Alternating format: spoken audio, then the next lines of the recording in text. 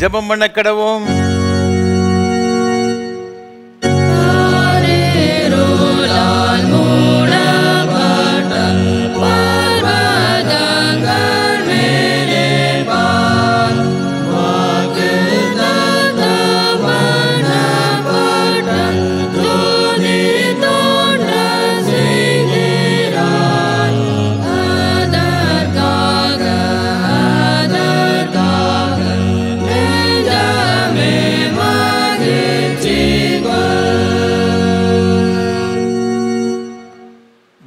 உள்ள சகல ஜனங்களுக்குள்ளும் உங்களை கீர்த்தியும் புகழ்ச்சியுமாய் வைப்பேன் என்று கர்த்தர் சொல்லுகிறார். மகா பரிசுத்தமும் அன்பும் கிருபைகளும் நிறைந்த பரலோக பிதாவே, இந்த மனமகிழ்ச்சி நாளின் காலை திருவிருந்து ஆராதனைக்காக உமக்கு ஸ்தோத்திரம் செலுத்துகிறோம். உம்முடைய திருச்சமூகத்திலே நாங்கள் எல்லாரும் ஒன்றாய் கூடி வர உம்மை ஆராதிக்கவும் தேவன் பாராட்டுகிற எல்லா ஈவுகளுக்காக கிருபைகளுக்காக உமக்கு ஸ்தோத்திரம். ஆண்டவர் தாமே இப்பொழுது எங்கள் மத்தியில் எழுந்தருளி உம்முடைய பிரசன்னத்தினால் நிறைத்து இந்த ஆராதனைகள் ஒவ்வொருவருக்கு ஆசீர்வாதமாக்கி தர வேண்டும் என்று மீட்பர் இயேசு கிறிஸ்துவின் மூலமாக ஜெபிக்கிறோம் பரிசுத்த பிதாவே, ஆமென். ஆராதனைக்கு ஆரம்பமாக ஆண்டவருடைய பரிசுத்த நாமத்துக்கு மகிமை உண்டாகும். கீதம் 404, பாமாலை 254 பாடுவோம். களிப்புடன் கூடுவோம், கர்த்தரை நாம் போற்றுவோம். கீதம் 404, பாமாலை 254 பாடுவோம்.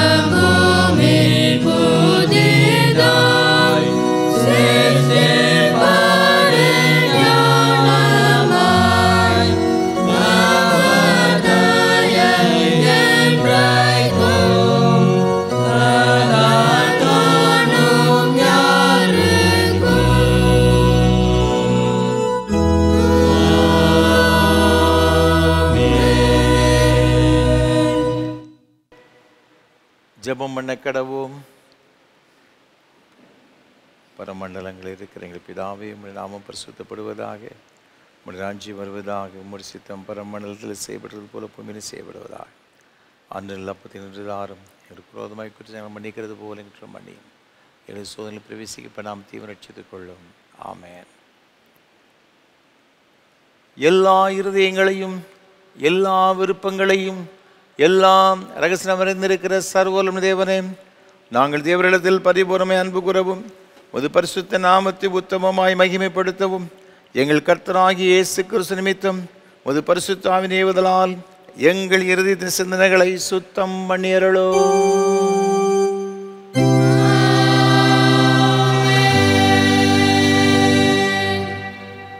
நமது இரட்சகராகிய கிறிஸ்து திருவுளம் பற்றி சொல்லிய வார்த்தைகளாவன, நம்முடைய தேவனாகிய கர்த்தர் ஒருவரே கர்த்தர். உன் தேவனாகிய கர்த்தரிடத்தில் உன் முழு இதயத்தோடும் முழு ஆத்துமாவோடும் உன் முழு மனதோடும் உன் முழு பலத்தோடு அன்பு கூறுவாயாக என்பதை பிரதான கற்பனை. இதற்கு ஒப்பாய் இருக்கிற இரண்டாம் கற்பனை என்னவென்றால், உன்னிடத்தில் நீ அன்பு கூறுவது போல் பிறனிடத்தில் அன்பு கூறு என்பதே. இவைகளின் பெரிய கற்பனை வேறொன்றுமில்லை என்றார்.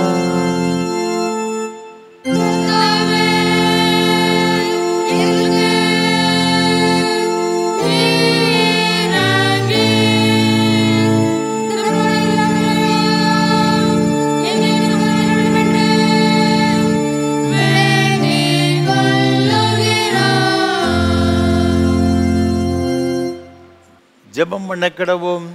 திருத்துவ திருநாளுக்கு பின்வரும் 14ஆம் ஞாயிறுக்குரிய சுருக்கு ஜெபம். சர்வ வல்லமையுள்ள நித்திய தேவனே, விசுவாசமும் நம்பிக்கையும் அன்பும் எங்களுக்குள்ளே பெருகச் செய்து தேவரீர் வாக்குத்தத்தம் பண்ணுகிறவைகளை நாங்கள் பெற்றுக்கொள்வதற்கு, தேவரீர் கற்பிக்கிறவைகளை நாங்கள் நேசிக்கும்படி ஆண்டவர் இயேசு கிறிஸ்து மூலமாய் கிருபை செய்தருளோ.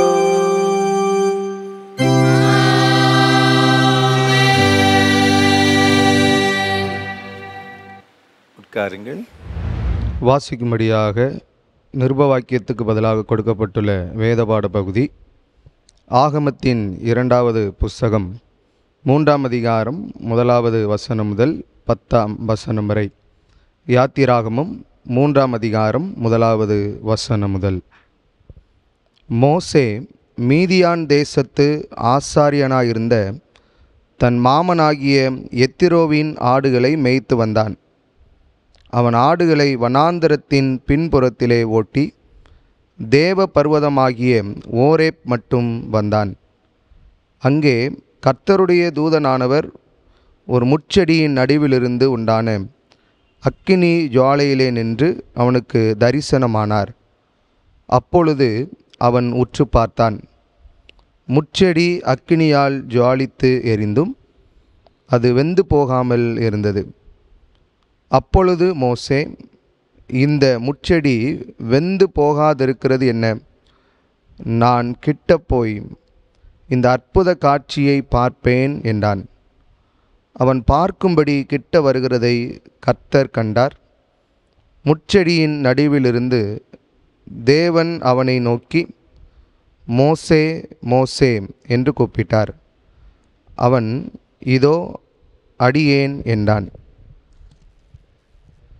அப்பொழுது அவர், இங்கே கிட்டி சேராயாக, உன் கால்களில் இருக்கிற பாதரட்சையை கலற்றி போடு, நீ நிற்கிற இடம் பரிசுத்த பூமி என்றார். பின்னும் அவர், நான் ஆபிரகாமின் தேவனும் ஈசாக்கின் தேவனும் யாக்கோபின் தேவனுமாகிய உன் பிதாக்களுடைய தேவனாயிருக்கிறேன் என்றார்.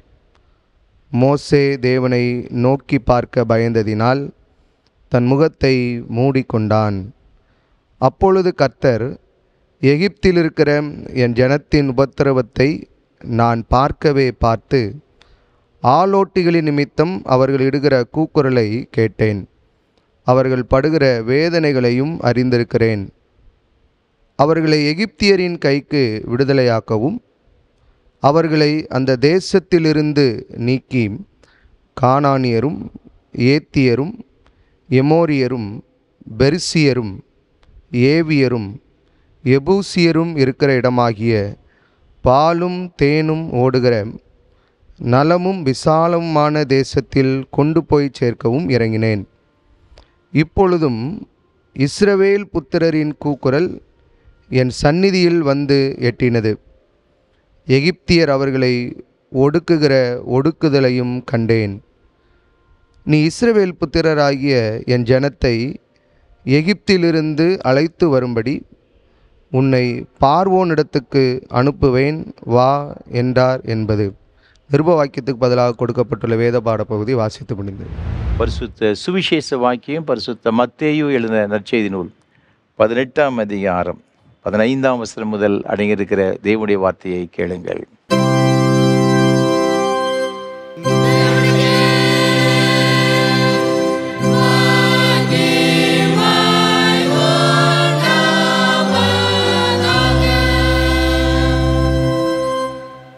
பரிசுத்த மத்தேயு எழுதின சுவிசேஷம் 18ஆம் அதிகாரம் 15ஆம் வசனம் முதல் 20ஆம் வசனம் வரை அடங்கியிருக்கிற தேவனுடைய வார்த்தையை கேளுங்கள்.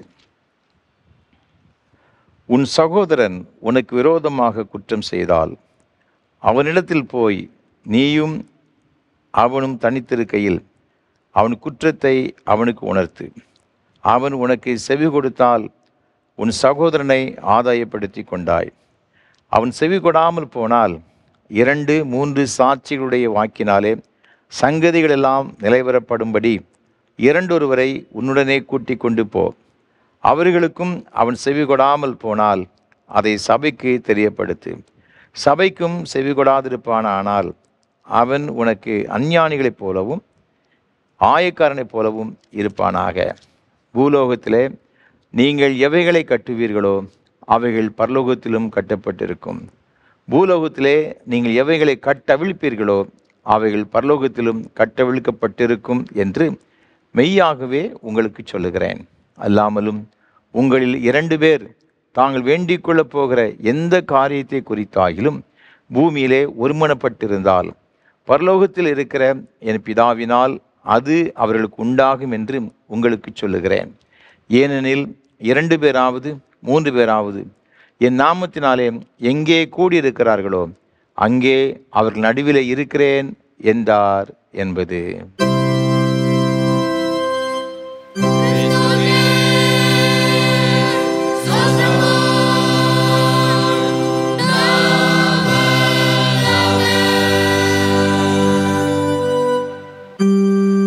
வானத்தையும் பூமியையும்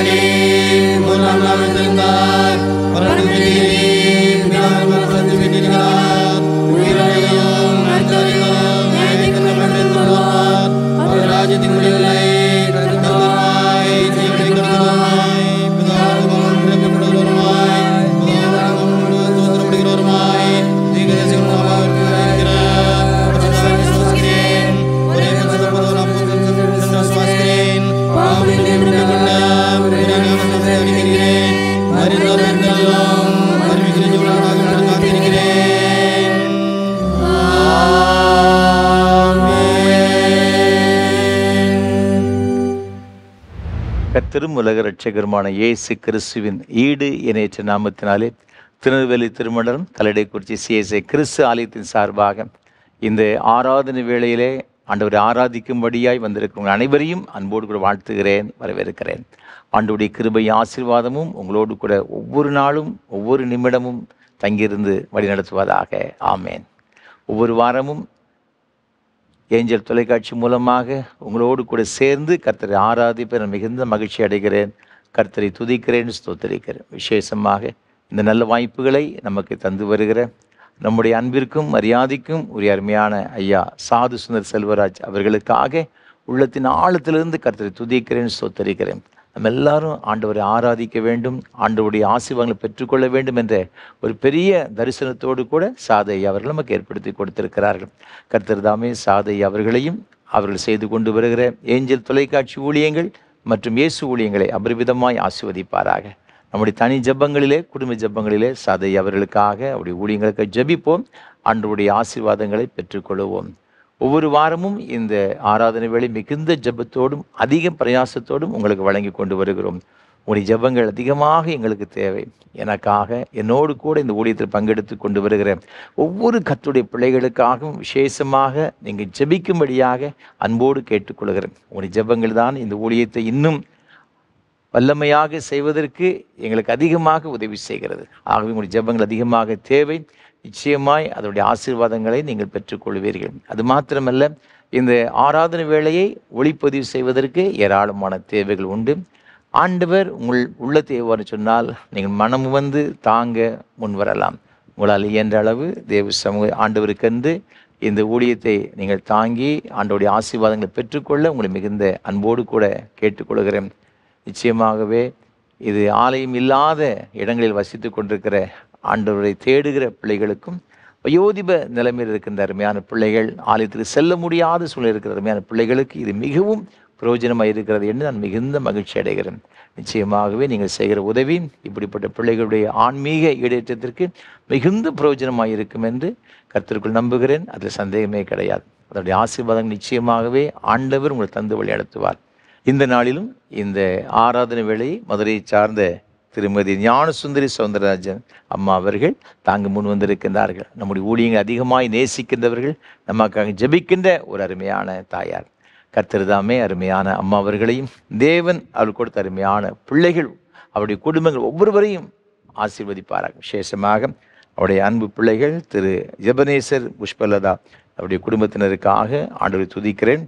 அதே போல் சகோதரர் ஜெபராஜ் அவருடைய குடும்பத்தினருக்காக ஆண்டவரை துதிக்கிறேன். அதே போல் சகோதரர் சாமுவேல் ஞான்ராஜ் அவருடைய குடும்பத்தினருக்காக ஆண்டவரை துதிக்கிறேன். தேவன் இவர்கள் கொடுத்த அருமையான பிள்ளைகள் ஒவ்வொருவருக்காக நான் உள்ளத்தின் ஆழத்திலிருந்து கர்த்தரை துதிக்கிறேன், ஸ்தோத்திரிக்கிறேன். கர்த்தர் தாமே இந்த குடும்பத்தின் பிள்ளைகள் ஒவ்வொருவரையும் அபரிவிதமாக ஆசீர்வதிப்பாராக. எரேமியா தீர்க்கதரிசன புஸ்தகம் 30ஆம் அதிகாரம் 18, 19 ஆகிய வசனங்களிலே வேதம் சொல்லுகிறபடியே, இதோ நான் யாக்கோபுடைய கூடாரங்களில் சிறையிருப்பை திருப்பி அவன் வாசஸ்தலங்களுக்கு இரக்கம் செய்வேன். அவைகளிலிருந்து ஸ்தோத்திரமும் ஆடல் பாடலின் சத்தமும் புறப்படும். அவர்களை வர்த்திக்க பண்ணுவேன். அவர்கள் குறுகி போவதில்லை. அவர்களை மகிமைப்படுத்துவேன். அவர்கள் சிறுமைப்படுவதில்லை என்ற ஆண்டவருடைய வார்த்தையின்படி இந்த குடும்பத்திலே ஆண்டவரை ஆராதிக்கின்ற சத்தங்கள் எப்போதும் தொடிக்கும்படியாக தேவன் இந்த குடும்பத்தை வர்த்திக்க பண்ணுவாராக, மகிமைப்படுத்துவாராக, உயர்த்துவாராக. தேவ கிருபை இந்த அருமையான பிள்ளைகளோடும் பிள்ளைகளின் பிள்ளைகளோடும் என்றென்றைக்கும் சதா காலங்களிலும் நிலைத்திருப்பதாக. தேவ கிருபை உங்கள் அனைவரோடு கூட எப்போது நிலைத்திருப்பதாக. ஆமேன், ஆமேன். தொடர்ந்து கர்த்தர் நம்மோடு கூட பேசும்படியாக நாம் ஜெபம் செய்வோம். பரிசுத்த பிதாவே, உம்முடைய திருவார்த்தைகளை கேட்க வந்திருக்கிறோம். எங்களோடு கூட நீர் பேசும் ஆண்டவரே. இன்றைக்கு நாங்கள் கேட்கிற உம்முடைய வேத வசனங்கள் எங்கள் ஒவ்வொருடைய தனிப்பட்ட வாழ்விலும் ஆவிக்குரிய வாழ்விலும் ஒரு பெரிய மாற்றத்தையும் ஆசீர்வாதங்களையும் கொண்டு வரத்தக்கதாக கர்த்தர் கிருபை செய்வீராக. தாழ்த்தி உமது கரத்தில் ஒப்புக் கொடுக்கிறோம், பொறுப்படுத்திக் கொள்ளும். மீட்பர் இயேசு கிறிஸ்துவின் மூலமாக ஜெபிக்கிறோம் பரிசுத்த பிதாவே, ஆமேன். கர்த்தரும் இரட்சகருமான இயேசு கிறிஸ்துவின் நாமத்தினாலே உங்கள் எல்லாரையும் அன்போடு கூட வாழ்த்துகிறேன். ஆண்டவருடைய கிருபையும் ஆசீர்வாதம் உங்கள் அனைவரோடு கூட எப்பொழுதும் நிலைத்திருப்பதாக. இந்த நாளிலும் கூட நாம் சிந்திக்கும்படியாக நமக்கு கொடுக்கப்பட்டிருக்கிற தியான பொருள் சேவையில் ஒன்றுபடுவோம். ஆண்டவருக்கென்று சேவை செய்கின்ற காரியத்தில் நாம் ஒன்றுபட்டு செய்ய வேண்டும், ஒரு மனதோடு கூட செய்ய வேண்டும் என்ற ஒரு தலைப்பில் தான் இன்றைக்கு நாம் சிந்திக்க வந்திருக்கின்றோம்.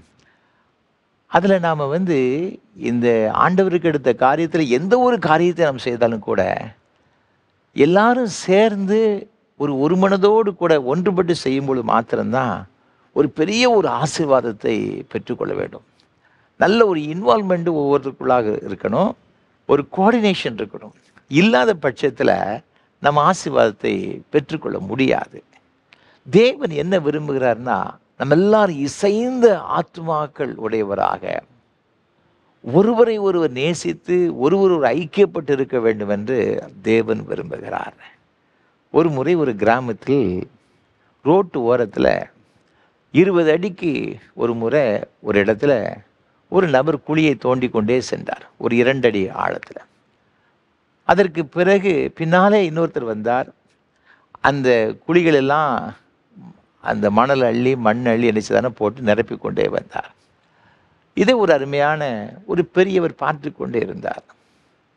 அந்த குழியை தோண்டி கொண்டு வந்த மனிதரை பார்த்து கேட்டார், தம்பி, நீ குழியை தோண்டிகிட்டே போகிற 20 அடிக்கு ஒரு இடத்துல பின்னால் வரவர் குழியை மூடிட்டே வராரு, நீயும் தோன்றதை நிறுத்தலை, சரி நீ எதற்காக தோண்டுகிறது தெரியல, அந்த மனுஷன் மூடிக்கொண்டே வருகிறார, அது எதற்குன்னு தெரியல, நீனும் எதற்குன்னு கேட்கல, இது எதுக்கு நீங்கள் வேஸ்ட்டாக போட்டு நீ குழியை தோண்ட மூடிட்டு வர, நீ ஒன்றுமே 2 பேரும் என்னன்னு தெரியாமல் நீங்கள் செய்து கொண்டு இருக்க, என்ன விஷயம் அப்படின்னு கேட்டார்.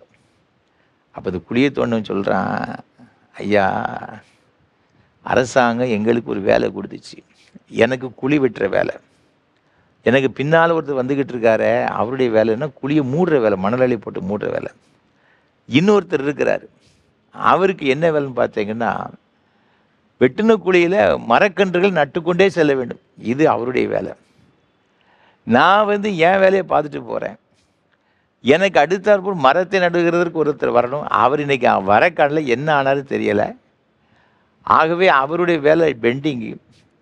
இவர் என்ன செஞ்சாருன்னா, இவர் தான் வேலையை முடித்து கொண்டு தான் வேலை மணல் அள்ளி போடுறதை அதனால் செய்து கொண்டே வந்து கொண்டிருக்கிறார். அவங்கவங்க வேலையை பார்த்து கொண்டிருக்கிறோம் என்று சொன்னார். அவர் சொன்னார், தம்பி, இதனால என்ன பிரயோஜனம்? அரசாங்கத்துக்கு தான் நட்டம். நீ குழியை தோண்டி மரத்தை அதில் வைக்காமல் மணலை மூடி போட்டு என்ன செய்ய? வேஸ்ட்லாம்.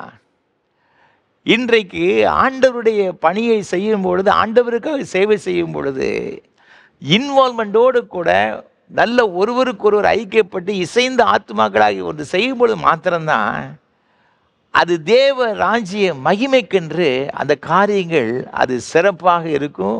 அது ஆண்டவரை நாம் மகிமைப்படும். அதில் ஒரு பலன் இருக்கும். நமக்குள்ள ஒரு கோஆர்டினேஷன் இல்லாத பட்சத்தில், நமக்குள்ளாக ஒரு ஐக்கியம் இல்லாத பட்சத்தில், ஒருமனம் இல்லாத பட்சத்தில் செய்வோம் என்று சொன்னால், தான் நினைச்சதை செய்து கொண்டிருந்து சொன்னால், அதனால் தேவ நாம என்ன செய்யாதுன்னா மகிமைப்பட முடியாது. ஆகவே தான் ஆண்டவர் சொன்னார், நீங்கள் யோவான் எழுதின சுவிசேஷத்தில் 17ஆம் அதிகாரத்தில் நீங்கள் வாசித்து பார்க்கும் பொழுது இங்கே வேதம் மிக அழகாக சொல்லுகிறது. 21ஆம் வசனத்தில், அவர்கள் எல்லாரும் ஒன்றாயிருக்கவும் பிதாவே, நீர் என்னை அனுப்பினது உலகம் விசுவாசிக்கிறதற்காக, நீர் என்னிலேயும் நான் உம்மிலேயும் இருக்கிறது போல அவர்கள் எல்லாரும் நம்மில் ஒன்றாயிருக்கும் வேண்டிக் கொள்கிறேன். பிரதான ஆசாரியனாக இருக்கிற இயேசு கிறிஸ்துவுடைய ஜெபத்தில் அவர் சொல்லுகிறார், பிதா, குமாரன், பரிசுத்த ஆவியானவர் 3 பேரும் எவ்வாறு ஒன்றுபட்டு இருக்கிறார்களோ, ஒன்றுபட்டு செயல்படுகிறார்களோ, பிதாவின் சித்தத்தை நிறைவேற்ற இயேசு கிறிஸ்து வந்தார். அந்த சித்தத்தை நிறைவேற்றுவதற்கு பரிசுத்த ஆவியானவருக்குள் தங்கியிருந்தார் என்று வேதத்தில் பார்க்கிறோம். ஆக 3 பேருக்குள்ள ஒரு கோஆர்டினேஷன் இருந்துச்சு. பிதா, குமாரன், பரிசுத்த ஆவியானவர். அவர்கள் தன்னுடைய இஷ்டம் போல செயல்படவில்லை. பிதா எந்த நோக்கத்திற்காக அனுப்பினாரோ குமாரனை, அந்த நோக்கம்தான் என்னுடைய போஜனமாக இருக்கிறது என்று சொல்லி இயேசு சொல்கிறதை பார்க்கிறோம். அதை நிறைவேற்றுவதற்காகத்தான் ஆவியானவர், பிதாவாகிய தேவன் தமது ஆவியை தமது குமாரன் இருக்கிற இயேசு கிறிஸ்து அளவில்லாமல் கொடுத்திருக்கிறார் என்று வேதத்தில் பார்க்கிறோம்.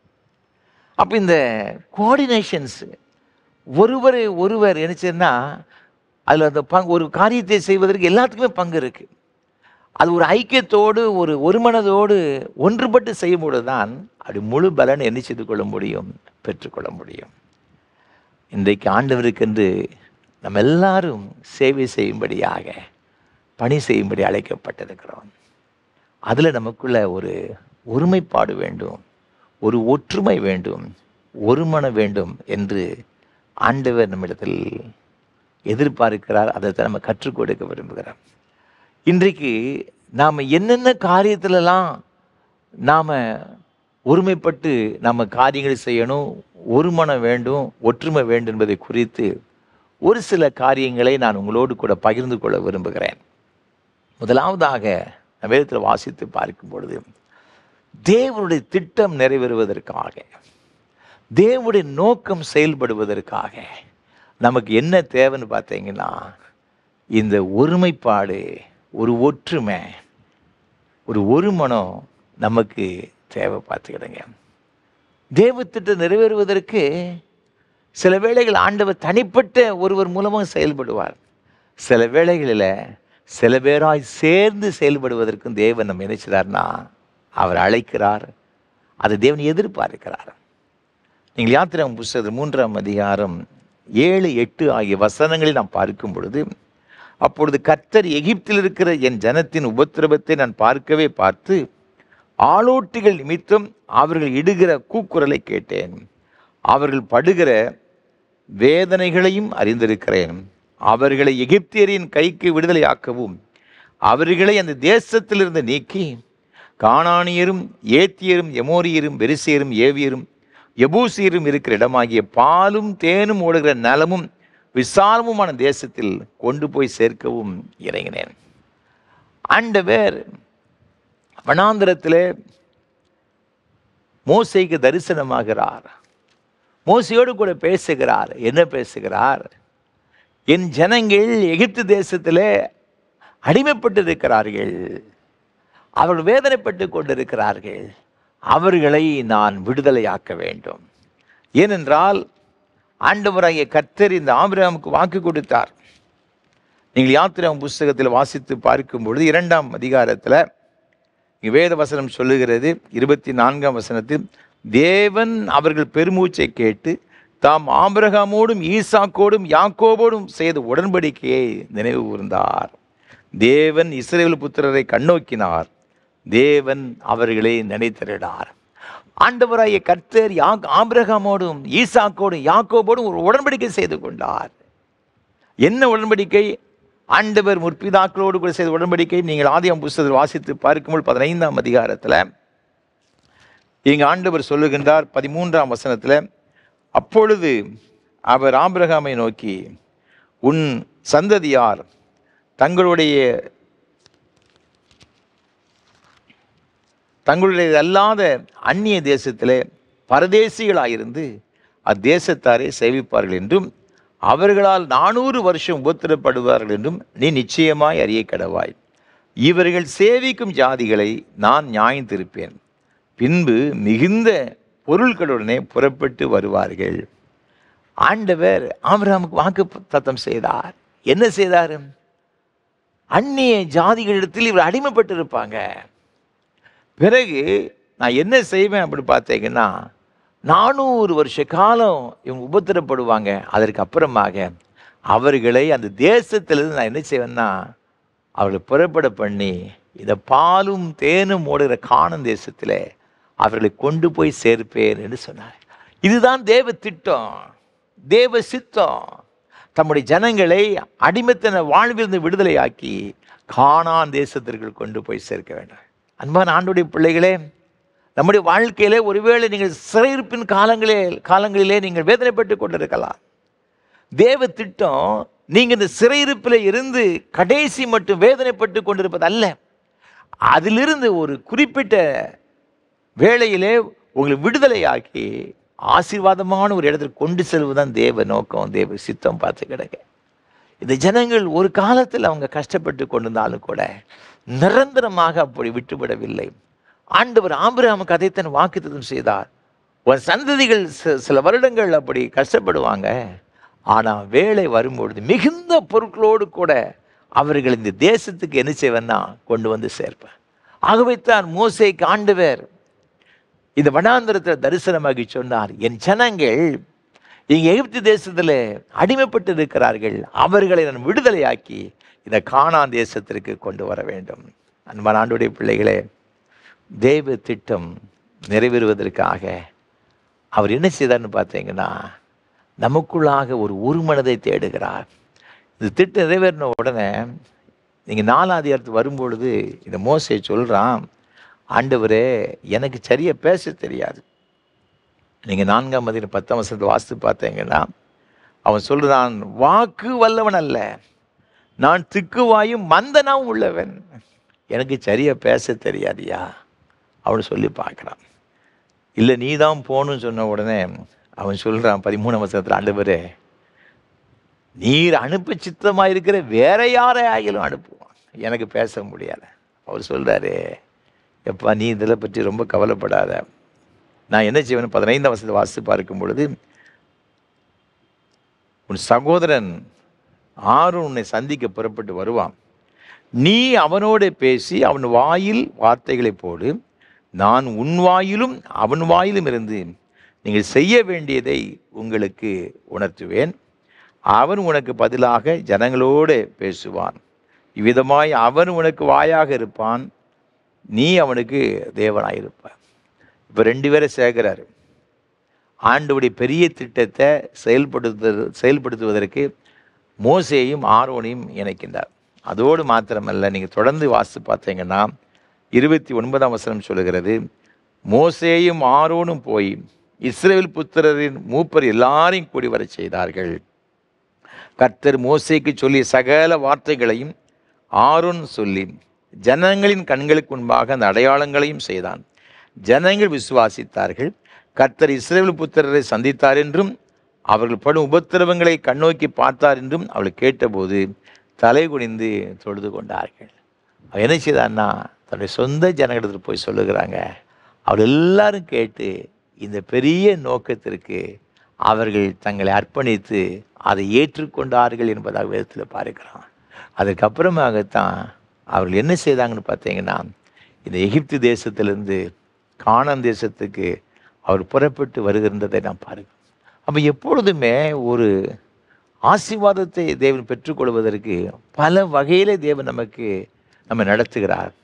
இங்கே நாம் பார்க்கும் பொழுது ஒரு சில கூட்டு முயற்சி, ஒரு சில பேராய் சேர்ந்து இசைந்து செய்யும் பொழுது அதில் ஒரு பெரிய ஒரு ஆசீர்வாதம் என்ன செய்யுதுன்னா இருக்குது. இது மோசே கூட ஆரோன் இருக்கிறான். அது மாத்திரமல்ல, இங்கு யோசுவா இருக்கின்றார்கள். 12 கோத்திர பிரபுக்களை ஆண்டவர் ஏற்படுத்தி சொல்லுகிறார். இப்படி பல பேரை அங்கே என்ன செய்தார்னா ஒவ்வொரு தலைவர்களாக ஏற்படுத்தி எல்லாத்துக்கும் மேலே ஆரோனை வச்சு எல்லாம் இது ஒரு கார்ப்பரேட் ஒர்க் மாதிரி எல்லாம் சேர்ந்து செய்கின்றதை பார்க்கிறோம்.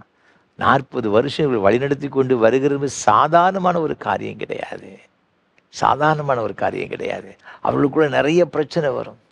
அப்போ 100 பேருக்கு ஒருத்தர், 1000 பேருக்கு ஒருத்தர், இப்படி ஒவ்வொருத்தராக அங்கே இருந்து ஒரு தலைவர்களை ஏற்படுத்தி எல்லாரும் இசைந்து இந்த பணியை செய்தபடினால தான் அவங்க எல்லாரும் கானான் தேசத்துக்கு வந்து சேருகின்றதை பார்க்கிறோம்.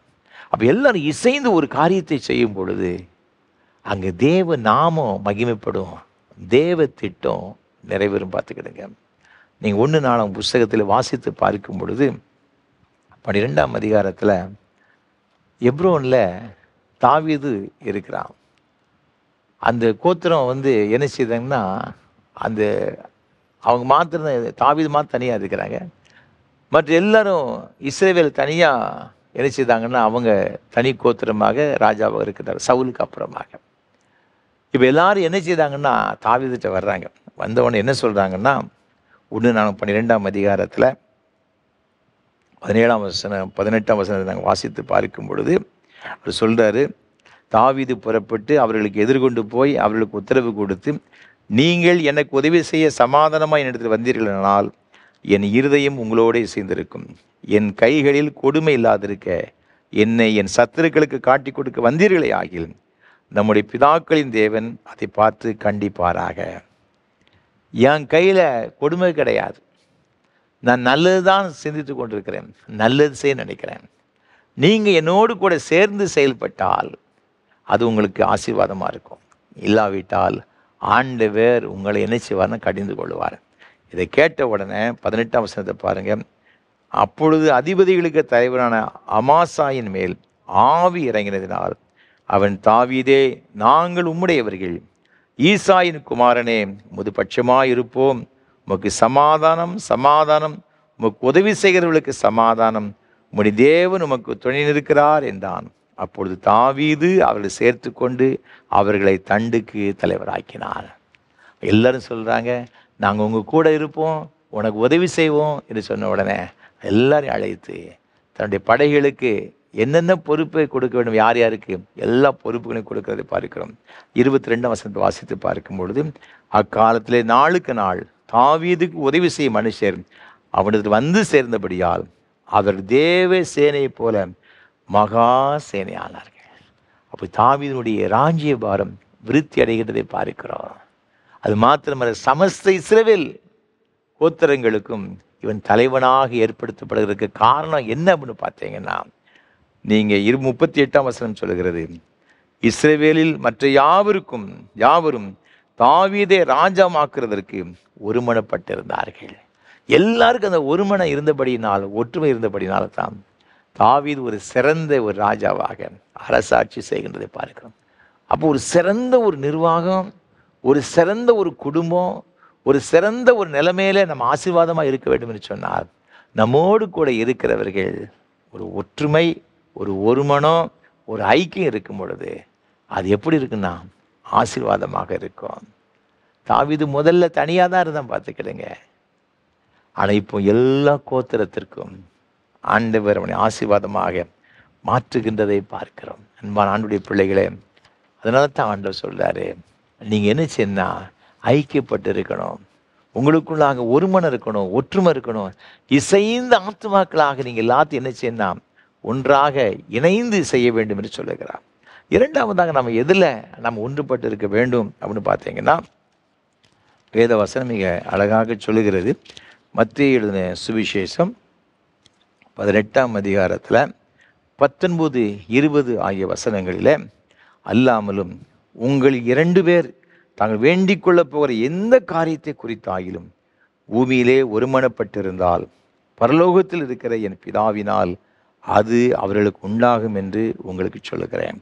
ஏனெனில் 2 பேராவது 3 பேராவது என் நாமத்தினாலே எங்கே கூடி இருக்கிறார்களோ அங்கே அவர்கள் நடுவில் இருக்கிறேன் என்றார் என்பதாக சொல்லப்பட்டிருக்கு. ஆண்டவராக இருக்கிற இயேசு கிறிஸ்து ஜெபத்தை பற்றி சொல்லுகிறார். 2 பேர் 3 பேர் ஒரு மனதோடு கூட ஒரு காரியத்தை குறித்து நாம் தேவ சமூகத்தில் நாம் வரும்பொழுது பரலோகத்தில் இருக்கிற பிதாவினால் அது அவர்களுக்கு என்ன செய்யணும் உண்டாகும் என்று சொல்லப்பட்டது. ஒரு தனிப்பட்ட ஒரு காரியத்திற்காக நாம் போராடி ஜெபிக்கிறோம் என்று வைத்துக் கொள்ளுங்களேன். அது நமக்கு டிலே ஆகிக்கொண்டே இருக்கிறது சொன்னால் அதற்கு அடுத்த சொல்யூஷன் என்ன அப்படின்னு பார்த்தீங்கன்னா, 2 பேர் 3 பேர் ஒருமனப்பட்டு ஜெபிக்கும் பொழுது பரலோகத்தில் இருக்கிற பிதாவினால் அது உண்டாகுமா. அதற்கு அடுத்த வசனத்தை பாருங்க, 20ஆம் வசனம். ஏனெனில் 2 பேராவது 3 பேராவது நாமத்தினால் எங்கே கூடியிருக்கிறார்களோ அங்கே அவர் நடுவிலே இருக்கிறேன் என்றார்.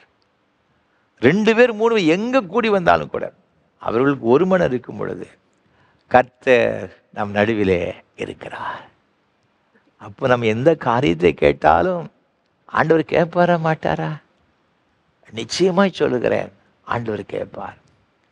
வேதத்தில் வாசித்து பார்க்கும் மார்க்கு 1ஆம் அதிகாரம் 35ஆம் வசனம், மத்தேயு 14, 23 ஆகிய வசனங்களிலே ஆண்டவர் அதிகாலையிலே அதிக இருட்டோட வனாந்திரமான ஒரு இடத்திற்கு தனியாக ஜெபம் பண்ண போனார். அவருடைய வாழ்க்கையிலே இயேசு கிறிஸ்துடைய வாழ்க்கையில் பார்க்கணும் பர்சனல் ப்ரேயர் இருந்துச்சு. அதே போல் தான் மத்தேயு 14, 23 கூட அவர் தனிமையாக இருந்தார். 5 அப்பத்தையும் 2 மீன்களையும் ஆசீர்வதித்து கொடுத்தார். 5000 பேருக்கு அதிகமான மக்கள் சாப்பிட்டார்கள். சீசர்களை அக்கறைக்கு போகும்படி சொல்லிவிட்டு இவர் என்ன செய்தார், மலையிலே தனிமையாக இருந்தார் ஜெபிப்பதற்கு. அவருடைய பர்சனல் ப்ரேயர். அதே வேளையில் சில இக்கட்டான ஒரு சூழலை அவர் சிலுவைக்கு போவதற்கு முன்பாக நீங்கள் பார்த்தீங்கன்னா, இங்கே மத்திய 26ஆம் அதிகாரம் 36, 37 ஆகிய வசனங்களில் இந்த கெத்செமனே தோட்டத்து போன உடனே எல்லாரும் உட்கார வைத்து விட்டு அவர் மாத்திரம் என்ன செய்தார்னு பார்த்தீங்கன்னா, இந்த பேதுரு, யாக்கோபு, யோவானை அழைத்து கொண்டு தனியாக போகின்றதாக வேதத்திலே பார்க்கின்றோம். 37ஆம் வசனத்தை பாருங்க, 36ஆம் வசனத்தை பாருங்க. இயேசு சீசரை நோக்கி சொல்லுகிறார், நான் அங்கே போய் ஜெபம் பண்ணும் அளவும் நீங்கள் இங்கே உட்கார்ந்துருங்கள் என்று சொல்லி, அதாவது மற்ற 12 பேரும் போகிறாங்க, அந்த யூதாஸ் காரியத்து போயிட்டான், எல்லோரும் போகிறாங்க, சீசரெல்லாம் போகிறாங்க, மற்ற எல்லோரும் போகிறாங்க, எல்லோரும் இங்கே உட்கார்ந்துருங்க அப்படின்னு சொல்லிட்டு 37ஆம் வசனத்தில் பேதுருவையும் செபதேயுவின் குமார் இருவரையும் கூட்டி கொண்டு போய் துக்கமடையவும் வியாகுலப்படவும் தொடங்கினார். நான் வருமளவும் நீங்கள்லாம் அங்கே இருங்க அப்படின்னு சொல்லிட்டு அவர் தனியாக ஜெபம் பண்ண போகும்போது கூட யாரை கூப்பிட்டு போகிறாரு ஆண்டவர்? இதை 3 பேரையும் கூப்பிட்டு போகிறாரு. அப்போ அவருடைய இருதயத்தின் வேதனைகளை அவருடைய வியாகுலங்களை ஷேர் பண்ணுறதற்காக அவர் மாத்திரம் கூட்டி கொண்டு சிலர் இருப்பார். ஆனால் அவங்க போய் தூங்கிட்டாங்க, அது வேற கதை பார்த்துக்கிடுங்க. ஆண்டவர் சொல்லி ஏன் இங்கே இருக்கு தூங்கி விழித்திருந்து ஜெபம் பண்ணுங்கன்னு சொல்கிறாரு. ஆனால் அவங்க அதெல்லாம் விட்டுட்டு தூங்கிட்டாங்க களைப்பில். ஆண்டவராக இருக்கிற இயேசு கிறிஸ்து சில வேளைகளில் தனியாய் ஜெபம் பண்ணினால், சில வேளைகளில் சில அவருடைய சீசர்களோடு கூட சேர்ந்து இந்த அனுபவத்திற்கு அவர்களை அழைத்து கொண்டு வருகிறத நாங்கள் வேதத்தில் பார்க்கிறோம். மத்திய 17ஆம் அதிகாரம் 1ஆம் வசனத்தை வாசித்து பார்க்கும் பொழுது இந்த 3 பேரையும் கூட்டிட்டு தான் மருவமலைக்கு போகிறாரு. அந்த காட்சிகள் எல்லாம் பார்க்குறாங்க. அந்த அனுபவத்தில் அவர்கள் எல்லாரும் வழிநடத்துகிறத நாம் பார்க்கிறோம். அப்போ சில வேளைகளில் நாம் தனியாகவும் ஜெபிக்க வேண்டிய சூழ்நிலைகள் இருக்கிறது, வேலை இருக்கிறது. சில வேளைகளில் சேர்ந்து ஜெபிக்க வேண்டும் என்று தேவன் எதிர்பார்க்கிறார். இங்கு தானியேல் தீர்க்கதரிசன புஸ்தகத்தில் நம்ம வாசித்து பார்க்கும் பொழுது அங்கே என்ன நடக்குன்னு பார்த்தீங்கன்னா, நேபுகாத்நேச்சருக்கு ஒரு பெரிய ஒரு சொப்பனத்துக்கு அர்த்தம் தெரியல. அப்போ பாபிலோன் தேசத்தில் உள்ள எல்லா இதை ஞானிகளையும் கூட்டி கேட்குறான், ஒருத்தருக்கு கூட தெரியலை. பார்த்துக்கிட்டேன். அவனுக்கு கோபம் வந்துருச்சு. அவன் என்ன செய்கிறான், நீங்கள் தானியேல் தீர்க்கதரிசன புஸ்தகத்தில் வாசித்து பார்க்கும் பொழுது 2ஆம் அதிகாரத்தில் இங்கு வேத வசனம் மிக அழகாக சொல்லுகிறது. 11ஆம் வசனத்தை வாசித்து பார்த்தீங்கன்னா, அந்த சொப்பனத்தை அவன் சொல்கிறான், நான் சொல்ல மாட்டேன், நீங்கள் தான் சொப்பனத்தையும் சொல்லணும், அதோடைய அர்த்தத்தையும் சொல்லணும். உடனே அவங்க சொல்கிறாங்க, ராஜா கேட்கிற காரியம் மிகவும் அருமையானது. மாம்சமாக இருக்கிறவருடைய வாசம் பண்ணாத தேவர்களை ஒழிய ராஜ சமூகத்தில் இதை அறிவிக்கிற ஒருவரும் இல்லை என்றார்கள். இது நிமித்த ராஜா மகா கோபமும் உக்கிரம் உண்டாகி பாபிலோன் இருக்கிற எல்லா ஞானிகளையும் கொலை செய்யும்படி கட்டளையிட்டான். இங்கே யோசேப்புக்காவது பார்வோன் சொப்பனத்தை சொல்லிட்டான். இந்த நேபுகாத்நேச்சர் சொப்பனத்தையும் சொல்ல மாட்டானா, எதையும் சொல்ல மாட்டான். ஆனால் அவனுக்கு சொப்பனத்தையும் சொல்லணும், அர்த்தத்தையும் சொல்லணும். இது இவங்க சொல்கிறாங்க, ஞானிகள் எல்லாம் சொல்கிறாங்க, இதெல்லாம் யாராலும் செய்ய முடியாத ஒன்று. அவர் ராஜாவுக்கு கோபம் வந்துச்சு. அடுத்த ஆக்ஷன் எடுக்கிறது, என்ன ஆக்ஷன் எடுக்கிறது, எல்லாத்தையும் காலி பண்ணிடு, கொலை செய்யும்படி கட்டளையிட்டான். இதை கேட்ட உடனே தானியேல் என்ன செய்தான்னு பார்த்தீங்கன்னா, அப்படி நண்பர்கள் ஷாத்ராக், மேஷேக், ஆபேத்நேகோ என்பவர்களோடு கூட சேர்ந்து, நீங்கள் 17ஆம் வசனத்தை வாசித்து பார்த்தீங்கன்னா, தானியேல் தன் வீட்டுக்கு போய் தானும் தன் தோழரும் பாபிலோனின் மற்ற ஞானிகளோட கூட அழியாதபடிக்கு இந்த மறைபொருளை குறித்து பரலோகத்தின் தேவனை நோக்கி இரக்கம் கேட்கிறதற்காக அனனியா, மீஷாவேல், அசரியா என்னும் தன்னுடைய தோழருக்கு இந்த காரியத்தை அறிவித்தான். அவங்க ஜெபம் பண்ணுறாங்க. ராத்திரி வேளையில் ஆண்டவங்க தரிசனத்தில் வெளிப்படுகிறதை பார்க்கிறோம். சில வேளைகளில் நம்ம இப்படி கூடி ஜெபிக்கும் பொழுது தேவன் பல காரியங்களை வெளிப்படுத்துகிறார். அப்போஸ்தலர் 1ஆம் அதிகாரம் 14ஆம் வசனத்தை வாசித்து பார்க்கும் பொழுது, இந்த சீஷர்களும் மற்ற அநேகரும் 120 பேர் நினைச்சிருந்தாங்கன்னா மேலறையிலே கூடியிருந்து ஜெபத்தில் ஒருமனப்பட்டிருந்தார்கள் என்பதாக வேதத்தில் நாம் பார்க்கிறோம். அவருடைய விளைவு 2ஆம் அதிகாரத்தை பார்க்கும் பொழுது, பெந்தேகோஸ்தே என்ற நாள் வந்த பொழுது பரிசுத்த ஆவியான வல்லமையாக அக்கினிமயமான நாவுகள் போல பிரிந்திருக்கிற நாவுகள் அவர் ஒவ்வொருவருக்கும் காணப்பட்டு, ஒரு பலத்த ஒரு காற்று அடிக்கிற போல, ஒரு இடி முழக்கம் போல ஒரு முழக்கம் உண்டாயிற்று. ஆவியானவர் எல்லார் மேலும் அமர்ந்தார். ஆவியானவர் தங்களுக்கு தந்த வரத்தின்படியே வெவ்வேறு பாஷைகள் நினைச்சுதாங்கன்னா பேச தொடங்கினார்கள். எல்லாரும் ஆச்சரியப்படுறாங்க. இவர்கள் கலிலேயர் அல்லவா? கலிலேயர்கள் படித்தவங்க கிடையாது, சாதாரணமானவர்கள் தான், மீன் பிடிச்சிக்கிட்டு இருந்தவங்க. ஒரு சில பேர் தான் கொஞ்சம் விவரமானவங்க. ஆனால் அவங்க ஆச்சரியப்படுறாங்க, எத்தனை பாஷைகளை பேசி கொண்டிருக்கிறாங்க, பல தேசத்துடைய பாஷைகளை பேசி கொண்டிருக்கிறாங்க. அப்போ எல்லாரும் இசைந்து ஒரு காரியத்திற்காக வரும்பொழுது தேவன் செய்கின்ற காரியங்கள் அது ஒரு பெரிய ஒரு உன்னதமான ஒரு காரியமாக இருக்கும். ஒரு பெரிய எழுப்புதலை அங்கே நாம் பார்க்கிறோம். ஆதி திருச்சபை அந்த நாளில் தோன்றிச்சு. அதற்கு அப்புறமாக உலகமெங்கு இந்த ஊழியம் நினைச்சதுன்னா பரம்புகிறது, ஆண்டருடைய நாமம் மகிமைப்படுகிறது, சபைகள் தோற்றுவிக்கப்படுகிறது. ஒரு பெரிய ஒரு எழுப்புதல் இந்த ஒருமனப்பட்டு ஜெபித்த ஜெபத்தின் மூலமாக வருகின்றதை நாம் பார்க்கிறோம். 17ஆம் 18ஆம் நூற்றாண்டுகளிலே ஒரு பெரிய ஒரு எழுப்புதல் உண்டாயிற்று. மொராவியா என்ற ஒரு பகுதி, செக் குடியரசு, இந்த பகுதியிலே 17ஆம் 18ஆம் நூற்றாண்டிலே மொராவியர் என்று சொல்லப்பட்ட ஒரு பெரிய ஒரு எழுப்புதல் அந்த காலங்களிலே எழும்பிற்று. மொராவியருடைய எழுப்புதல் அப்படின்ட்டு சொல்லுவாங்க, பார்த்துடுங்க. இது செக் குடியரசு அந்த பகுதியிலே இருக்கிறது. இந்த பகுதியிலே ஜான்கஸ் என்று சொல்லப்பட்ட ஒரு தேவ மனுஷன் வேதாமத்தை மொழிபெயர்த்தார் என்பதற்கு ஒரே ஒரு காரணத்திற்காக இரத்த சாட்சியாக உயிரை கொடுத்தவர். அப்படி ஊழியத்தின் மூலமாய் தொடப்பட்ட ஏராளமான மக்கள் எல்லாம் என்ன பயங்கரமாக துன்புறுத்தப்பட்டாங்க அந்த காலங்களில். அதற்காக எல்லாரும் என்ன செய்தாங்கன்னு பார்த்தீங்கன்னா, ஜெர்மன் தேசத்தில் உள்ள ஹெர்ன்குட் என்று சொல்லப்பட்ட ஒரு இடத்துல என்ன செய்தாங்கன்னா தஞ்சம் அடைந்தாங்க. அங்கே ஒரு அருமையான ஒரு கர்த்தரை நேசிக்கின்ற ஒரு அருமையான ஒரு தேவ மனுஷன், கவுண்ட் நிக்கோலஸ் ஜின்சென்டார்ஃப் என்று சொல்லப்பட்ட ஒரு மனிதன், கவுண்ட் நிக்கோலஸ். இவர் தன்னுடைய பண்ணையில் இவங்க எல்லாரையும் கொண்டு வந்து சேர்த்து அவர்களை பராமரித்து வந்தார். எல்லாரும் ஒன்றா சேர்ந்த உடனே என்ன ஆச்சுன்னு பார்த்தீங்கன்னா, அவங்களுக்குள்ளே சின்ன சின்ன பிரச்சனைகள், சில பிளவுகள், எப்படி கொரிந்து சபையில் சில பிரச்சனைகள் வந்துச்சு, அதே போல் இவங்களுக்குள்ள சில பிளவுகள், சண்டைகள்லாம் வர ஆரம்பிச்சு. இதை பார்த்த உடனே அவருக்கு, அந்த தேவ மனுஷன் கவுண்ட் நிக்காலோஸ்க்கு ஒரு பெரிய ஒரு வேதனை. அவர்களை அதற்கு அப்புறமாக என்ன செய்தார்னு பார்த்தீங்கன்னா, நீங்கள் உங்களுக்குள்ளே சண்டை போடுறது நல்லதல்ல, நீங்கள் எல்லாரும் இயேசுவை ஏற்றுக்கொண்டு வந்திருக்கிறீங்க, நமக்குள்ள ஒரு ஐக்கியம் வேணும், ஒருமைப்பாடு வேணும்னு சொல்லி ஜெபத்துக்கு நேராக வழி நடத்துகிறார். எல்லாரையும் அழைத்து ஜெபிக்கும்படியாக வைக்கின்றார். ஒரு நாள் 1727 ஆகஸ்ட் மாதம் 13 ஒரு நாள் தேவ சமூகத்திலே ஆலய ஆராதனையில் எல்லாரையும் அழைத்து கொண்டு வந்து தேவனை ஆராதித்து கொண்டிருக்கிறாங்க. எல்லாரும் ஒரு மனதோடு கூட தேவனை ஆராதிக்கும் பொழுது அந்த வேளையில் தேவனுடைய வல்லமை பயங்கரமாக இறங்கியது.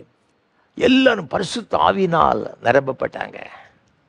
ஒரு பெரிய எழுப்புதல் உண்டாயிற்று. அதாவது மொராவியரின் எழுப்புதல் அப்படின்னு சொல்லுவாங்க.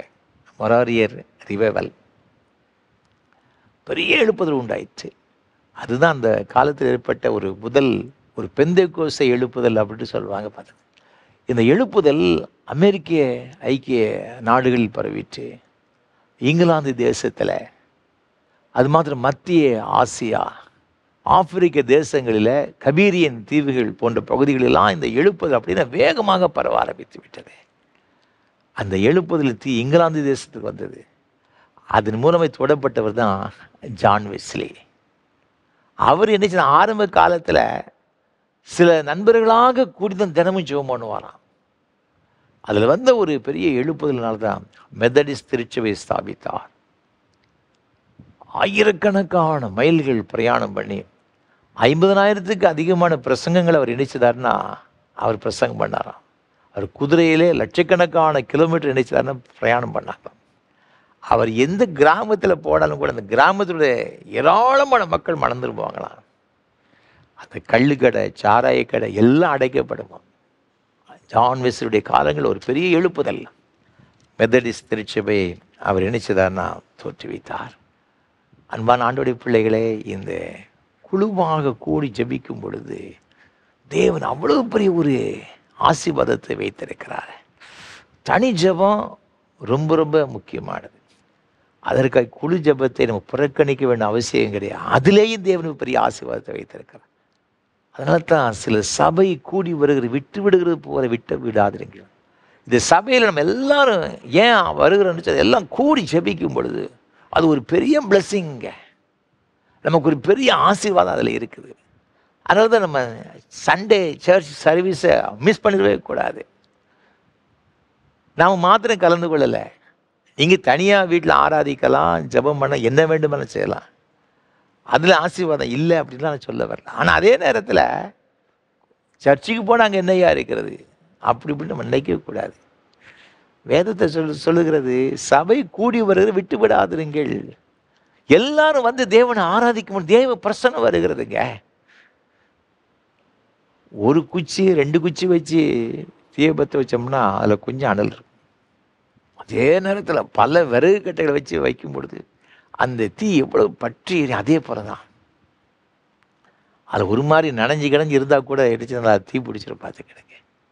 ஆவியில் சோர்ந்து போயிருந்தா கூட அந்த இடத்துக்கு வரும் பொழுது ஏதோ ஒரு வகையில் கர்த்தர் நம்ம என்ன செய்ய அனலாக்கி விடுவார். ஏதாவது ஒரு தேவ வார்த்தை, தேவ வசனம், ஒரு ஜெபம் நமக்கு நேராக வரும். அதில் நாம் என்ன செய்யணும், பலப்பட்டு விடுவோம். ஆனால் அது எதுனாலும் மிஸ் பண்ணிடக்கூடாது பார்த்துக்கிடுங்க. சர்ச்சுக்கு போகிறவங்க கண்டிப்பாக சர்ச்சுக்கு போகணும். இந்த மாதிரி ஒரு ஃபெல்லோஷிப் நமக்கு இருக்கணும் பார்த்துக்கிடுங்க. தேவன் அதை விரும்புகிறார். அப்போ இந்த ஜெபத்தில் நம்ம ஒருமனப்பட்டு ஒன்றுபட்டு வரும் பொழுது ஆச்சரியமான ஒரு ஆசீர்வாதங்களை பெற்றுக்கொள்வோம். அப்போ நம்ம எதற்கெல்லாம் ஒன்றுபடுகிறோன்னு பார்த்தா தேவ திட்டம் சித்தம் நிறைவேறுவதற்கு ஒருமனப்படணும் பார்த்துக்கிடுங்க.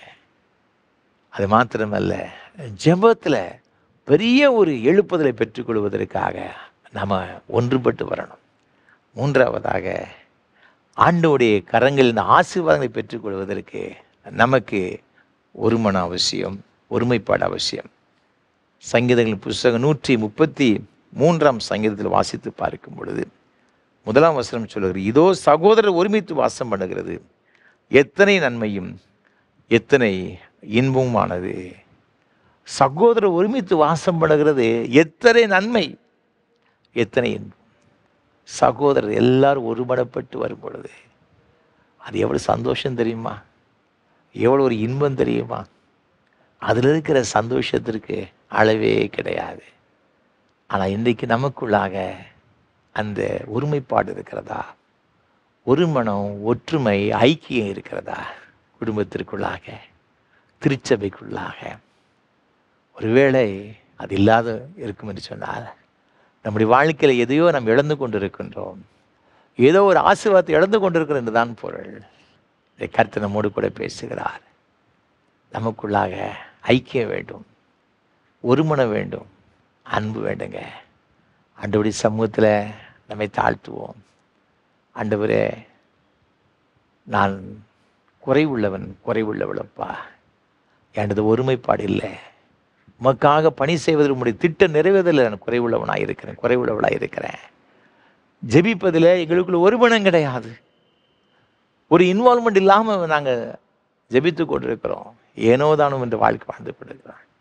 எங்கள் குடும்பத்தில் சபைக்குள்ளாக ஐக்கியமில் வாழ்ந்து கொண்டு மண்ணையும் தேவ சமூகத்தில் நம்ம தாழ்த்தும் பொழுதே ஆண்டவர் சொல்லுகிறாரு, நான் என்னென்றைக்கும் ஜீவனையும் ஆசீர்வாதத்தையும் உங்களுக்கு கட்டிட்டிருக்கிறேன், அதை பெற்றுக்கொள்ளுங்க என்ற வார்த்தையின்படியே நாம் அந்த ஆசீர்வாதத்தையும் ஜீவனையும் பெற்றுக்கொண்டு ஆண்டவர் நாம மிக்க வாழும். அப்படிப்பட்ட ஒரு கிருபைகளை கர்த்தர் தாமே நம்ம ஒவ்வொருக்கு தருவாராக. ஆமேன், ஆமேன். அர்ப்பணிப்பின் பாடலாக கீதம் 531, கிறிஸ்தவ கீர்த்தனை 229 பாடுவோம். கிஞ்சிதமும் நெஞ்சே அஞ்சிடாதே. கீதம் 531, கிறிஸ்தவ கீர்த்தனை 229 பாடுவோம்.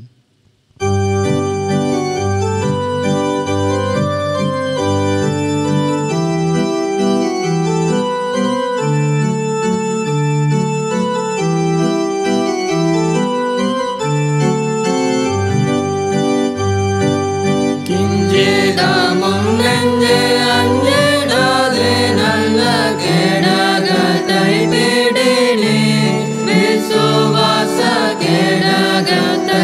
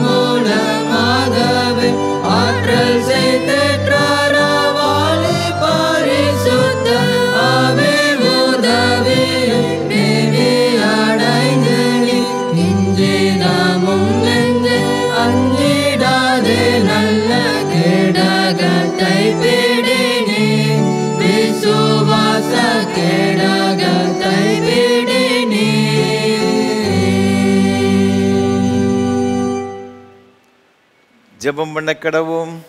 நேசிக்கிற நல்ல தகப்பனே, இந்த வேலைக்காக நன்றியோடு உம்மை துதிக்கிறோம், உம்மை ஸ்தோத்தரிக்கிறோம்ப்பா. நீ செய்த மகத்துவமான காரியங்களுக்காக ஸ்தோத்திரம். உமக்காக நாங்கள் எந்தெந்த காரியத்திலே ஒருமைப்பட வேண்டும் என்று எங்களை கற்றுக் கொடுத்தீரே, ஸ்தோத்திரம். உம்முடைய திட்டம், உம்முடைய சித்தம் நிறைவேறுவதற்கு நாங்கள் ஒருமனப்பட்டு இருக்க வேண்டும். நாங்கள் ஜெபிக்கும்பொழுது எங்களுக்குள்ளாக ஒருமன வேண்டும். எங்களுக்காக வைத்திருக்கிற அந்த ஆசீர்வாதத்தையும் ஜீவனையும் பெற்றுக்கொள்வதற்கு ஒருமன வேண்டும்னு சொன்னீங்களப்பா. கோடா கோடி ஸ்தோத்திரம். எங்களுக்கு காணப்படுகிற இது பிரிவினையின் தன்மைகள், எங்களுக்குள்ளாய் காணப்படுகிற வேற்றுமையான காரியங்கள் எல்லாவற்றையும் எங்களை விட்டு எடுத்து போடுவீராக. ஒருவருக்கொருவர் விரோதமாய் வைத்திருக்கிற கசப்பான எண்ணங்கள், கசப்பான வைராக்கியங்கள் எல்லாவற்றையும் ஆண்டவர் எடுத்து போடும்படி ஜெபிக்கிறோம். ஆண்டவருடைய சித்தம் எங்களுடைய தனிப்பட்ட வாழ்வில், எங்களுடைய குடும்பத்தில், எங்களுடைய ஊழியங்களில் நிறைவேறுவதற்கு தடையாக இருக்கின்ற இது பிரிவினையின் காரியங்கள் எல்லாவற்றையும் கர்த்தர் மாற்றி போடுவீராக. நீர் அழைத்த அழைப்பிலே நாங்கள் உண்மையாய் நிலைத்திருக்க, உறுதியாய் நிலைத்திருக்க எங்களுக்குள்ளாக இந்த சகோதர சிநேகத்தை கொடுப்பீராக. நாங்கள் சபை கூடி விட்டு விடுகிறது போல் விட்டு விடாதிருக்க எங்களுக்கு கிருபை செய்யுங்கப்பா. நாங்கள் ஜெபத்தில் ஒருமனப்பட்டு வருவதற்கு, கூடி ஜெபிப்பதற்கு வேண்டிய கிருபைகளை கொடுப்பீராக. இசைந்த ஆத்மாக்கள் உடையவர்களை எங்களுக்கு ஜெபிக்க ஆண்டவர் ஜெப பார்ட்னராக, ப்ரேயர் பார்ட்னராக தரும்படியாக நாங்கள் ஜெபிக்கிறோம் சுவாமி. இன்றைக்கு எங்களோடு கூட பேசி நம்முடைய வார்த்தைகளுக்காய் ஸ்தோத்திரம். ஆண்டவரே, இந்த வார்த்தையின்படியே எங்களை உயிர்ப்பிப்பீராக. இந்த வார்த்தையின்படி நாங்கள் வாழ்ந்து எங்களுடைய தனிப்பட்ட வாழ்வில் ஒரு பெரிய எழுப்புதல், ஒரு பெரிய ஒரு ஆசீர்வாதம், எங்களுடைய குடும்பத்தில் ஒரு பெரிய ஆசீர்வாதத்தை பெற்று அனுபவிக்க கர்த்தர் எங்களுக்கு கிருபை செய்யும்படியாக ஜெபிக்கிறோம். இந்த ஆராதனையில் பங்கு பெற்றுக் கொண்டிருக்கிற ஒவ்வொரு பிள்ளைகளுக்காக ஜெபிக்கிறோம் சுவாமி. ஒவ்வொரு குடும்பத்தையும் கர்த்தர் பேர் பேராக நீர் ஆசீர்வதிங்க சுவாமி, ஆசீர்வதிங்க. நீ தந்த கற்பதின் கடைகளை ஆசீர்வதிங்க. சின்னஞ்சிறு குழந்தைகளை ஆசீர்வதிங்கப்பா. பலவீனத்தோடு கூட இருக்கிற பிள்ளைகளுக்காக ஜெபிக்கிறோம். இப்போ நாங்கள் எல்லாரும் ஒருமனப்பட்டு ஜெபிக்கிறோம் சுவாமி. யார் யாரெல்லாம் தங்களுடைய பிள்ளைகளுடைய பிரச்சனைகளுக்காக இப்போது சேர்ந்து ஜெபிக்கிறார்கள் ஒவ்வொருவருக்காக ஜெபிக்கிறோம். நீருடைய வார்த்தையின்படியே மத்தேயு 18:19-20 ஆகிய வசனங்கள் சொல்லியிருக்கிறபடியே பூமியில் 2 பேர் 3 பேர் ஒருமனப்பட்டிருந்தார் பரலோகத்தில் பிதாவினால் அது அவர்களுக்கு உண்டாகும் என்று சொன்னீங்க இருக்கிறீங்களே சுவாமி. இந்த வார்த்தையின்படி ஜெபிக்கிறோம் இயேசுவின் நாமத்தினாலே. இந்த பலவீனங்கள் ஆண்டவரை, இந்த போராட்டங்கள் முற்றிலுமாய் அகன்று போவதாக. இடைய பிள்ளைகளுடைய வாழ்க்கையில கர்த்தருடைய ஆசீர்வாதம் கடந்து வரும்படியை ஜெபிக்கிறோம் ஆண்டவரே. வியாதிப்பட்ட பிள்ளைகளுடைய வியாதிகள், குறைகள் இயேசுவின் நாமத்தினாலே விலகட்டும் நாங்கள் ஜெபிக்கிறோம். அந்த நுகங்கள் இயேசுவின் நாமத்தில் இன்றைக்கு முறிக்கப்படுவதாக. ஒரு பிள்ளைகள் ஆசீர்வதிங்க சுவாமி, ஆசீர்வதிங்கப்பா. படிக்கிற பிள்ளைகளுக்காக ஸ்தோத்திரம். உடைய பிள்ளைகளுக்கு ஒரு விசேஷ ஞானத்தை கொடுத்து ஆசீர்வதிங்க. வேலைக்கு காத்திருக்கிற அன்பு சகோதர சகோதரிகளுக்கு ஜெபிக்கிறோம். பல மாதங்களாக, ஆண்டுகளாக ஆண்டவர் பிரயாசப்பட்டும் சரியான வேலை இல்லை என்று சொல்லி கலங்குற பிள்ளைகளுக்கு ஜெபிக்கிறோம். இப்பொழுதும் கர்த்தருடைய வல்லமை இந்த பிள்ளைகள் மீது இறங்குவதாக. ஆண்டவரே, ஒரு அற்புதத்தை செய்வீராக. வெளிநாடுகளில் சென்று பணி செய்யும்படி பிரயாசப்படுகிற பிள்ளைகளுக்கு ஜெபிக்கிறோம். அப்படி வாழ்க்கையில் ஒரு அற்புதம் நடக்கட்டும் என்று இயேசு கிறிஸ்துவின் நாமத்தினாலே இப்பொழுது நாங்கள் இணைந்து ஜெபிக்கிறோம் ஐயா, இணைந்து ஜெபிக்கிறோம். கர்த்தர் அற்புதத்தை செய்வீராக. அநேகருக்கு நீங்க செய்திருக்கிற தயவுக்காய் ஸ்தோத்திரம். தொடர்ந்து செய்யுங்கப்பா. அதே போல திருமண தடைகள் மூலமாக ஆண்டவர் மிகுந்த வேதனையோடு கூட இருக்கின்ற சகோதர சகோதரிகளுக்கு ஜெபிக்கிறோம். பெற்றோர்களுக்கு ஜெபிக்கிறோம் ஐயா. தன்னுடைய பிள்ளைகளை குறித்து அந்த பாரத்தோடு கூட இருக்கிற பிள்ளைகளுக்கு ஜெபிக்கிறோம். அவருடைய வேதனைகளெல்லாம் கர்த்தர் மாற்றி போட்டு காலத்தில் அன்பு பிள்ளைகளுக்கு திருமணத்தை ஏற்படுத்தி கொடுத்து ஆசீர்வதிக்கும்படியாக ஜெபிக்கிறோம். அதே போல் திருமணமாகியும் குழந்தை இல்லைன்னு சொல்லி கலங்குகிற தம்பதிகளுக்காக ஜெபிக்கிறோம் சுவாமி. அந்நாளுக்கு இறங்கின ஆண்டவர் முது பிள்ளைகளை நினைத்தருள்வீராக. கற்பத்தின் கனி உம்மால் கிடைக்கிற ஒரு சுதந்திரம் அல்லவா, நீ தருகிற ஒரு ஆசீர்வாதம் அல்லவா. அது எந்த ஒரு தடையாக இருந்தாலும் இப்பொழுது இயேசு கிறிஸ்துவின் நாமத்தில் தடைகள் விலகட்டும் நாங்கள் ஜெபிக்கின்றோம். ஒரு அற்புதம் நடப்பதாக. முது பிள்ளைகளை கர்த்தர் கழிவுற பண்ணுவீராக சுவாமி. அவர்கள் பிள்ளைத்தாட்சிகளாக மாற்றுகிற ஆண்டவர் அவ்வாறு ஆசீர்வதிக்க வேண்டும் நாங்கள் ஜெபிக்கின்றோம் ஐயா. நீ அவர் செய்த தயவுக்காக கோடி ஸ்தோத்திரம். அதே போல தகப்பனே, பேறுகால நிலைமைக்கு அருமையான பிள்ளைகளுக்காக நாங்கள் ஜெபிக்கிறோம். ஆண்டவர் முது பிள்ளைகளுக்கு இறங்கி சுவாமி கற்பதற்கு நீ பூர்ணப்படுத்தி ஏற்ற சுக பிரசவத்தை கர்த்தர் கட்டளையிட வேண்டும் நாங்கள் ஜெபிக்கின்றோம். வயோதிபர் நிலம் இருக்கிறமையான பெற்றோர்களுக்காக ஜெபிக்கிறோம். வயதான காலத்திற்கு எல்லாம் பலவீனங்கள், எல்லாம் போராட்டங்கள் முற்றிலுமாய் மாற நாங்கள் ஜெபிக்கிறோம். நல்ல சுகத்தையும் ஆரோக்கியத்தையும் நீடித்த சுக வாழ்வையும் கொடுத்து வழிநடத்துவீராக. அப்படி தனிமை உணர்வெல்லாம் கர்த்தர் மாற்றும்படியாக நாங்கள் ஜெபிக்கிறோம். நான் உன்னை ஏந்துவேன், சுமப்பேன், தாங்குவேன், தப்புவிப்பேன் சொன்னது போல ஐயா, ஒவ்வொருவரையும் நீர் ஏந்தி சுமந்து தாங்கி தப்புவித்து ஆதரித்து ஆசீர்வதிக்கும்படி நாங்கள் ஜெபிக்கிறோம். வியாதினால் கஷ்டப்படுகிற பிள்ளைகளுக்கு ஜெபிக்கிறோம். உச்சந்தலை வந்து உள்ளங்கால் ஒரு பல வகையான வியாதினால் கஷ்டப்படுற ஒவ்வொருவரையும் உடைய கரத்தில் கொடுக்கிறோம். ஒவ்வொருவருக்கு வேண்டிய ஆரோக்கியத்தை கொடுத்து வழிநடத்துவீராக. எல்லாம் பலவீன கட்டுகளும் இயேசுவின் நாமத்தால் முற்றிலுமாய் விலகட்டும் நாங்கள் ஜெபிக்கிறோம். நீர் அவ்வாறு செய்கிற தயவுக்காக உமக்கு கூடாக கூடி ஸ்தோத்திரம். ஏழைகள், எளியவர்கள், திக்கற்றவர்கள், அனாதைகள், விதவைகள், கைவிடப்பட்ட ஒவ்வொருவருக்காக ஜெபிக்கிறோம். ஒவ்வொருவரையும் ஆசீர்வதிங்க. பிரிந்திருக்கிற குடும்பங்களுக்கு ஜெபிக்கிற இந்த குடும்பங்களில் கர்த்தருடைய வல்லமை வெளிப்படுவதாக. கசப்புகள் மாறட்டும், சமாதானம் இயேசு கிறிஸ்துவின் நாமத்தில் பெருகட்டும் நாங்கள் ஜெபிக்கிறோம் ஐயா. இயேசுவின் இரத்தத்தை முது பிள்ளைகள் மீது தெளித்து நாங்கள் ஜெபிக்கிறோம் ஐயா. அற்புதம் நடக்கட்டும் நாங்கள் ஜெபிக்கிறோம். நீர் அவ்வாறு செய்கிற தயவுக்காய் ஸ்தோத்திரம். முது பிள்ளைகள் செய்கிற தொழில்கள், வியாபாரங்கள், அரசு பணி செய்கிற பிள்ளைகளுக்காக ஆண்டவரின் என்னென்ன வேலைகள் உமது பிள்ளைகள் செய்கிறார்கள் எல்லாவற்றிலும் உம்முடைய ஆசீர்வாதம் நிறைவாய் தங்கியிருக்கும்படி நாங்கள் ஜெபிக்கிறோம். அது பிள்ளைகளுடைய எல்லா கவலைகளையும் எல்லா விதமான வேதனைகளையும் கர்த்தர் மாற்றி அவர்களை ஆறுதல்படுத்தி சமாதானப்படுத்தி அவர்களை ஆசீர்வதிக்க வேண்டும் நாங்கள் ஜெபிக்கின்றோம் ஐயா. ஆண்டவரே உமக்கு ஸ்தோத்திரம். இந்த நாளிலும் கூட இந்த ஆராதனை வேளை தாங்க முன்வந்த அருமையான உமது பிள்ளைகளுக்காக நாங்கள் ஜெபிக்கிறோம் சுவாமி. தகப்பனே, மதுரை சார்ந்த திருமதி ஞான சுந்தரி சவுந்தரராஜன் அம்மாவுக்காக நன்றி செலுத்துகிறோம்.